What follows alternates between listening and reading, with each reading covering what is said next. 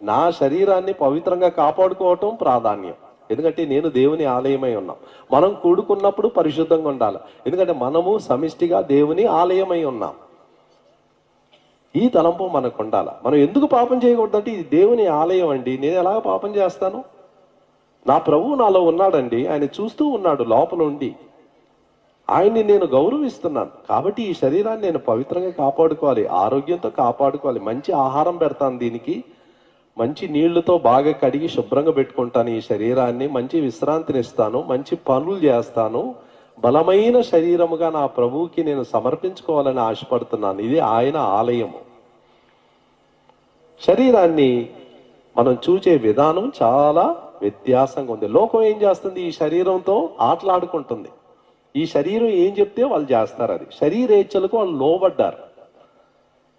ఈ శరీరేచ్ఛలు చెప్పినట్టు ఆ శరీరం యొక్క ఆధీనంలో లోకం ఉంది. కొన్నిసార్లు ఎంతో చదువుకున్నోళ్ళు వారు చేసే తప్పులు పాపాలు చూస్తూ ఉంటే, ఇంత చదువుకున్నోడు ఎలాగండి చేస్తాడంటే శరీరేచ్ఛలు వాళ్ళని ఏలుబడి చేస్తున్నాయి.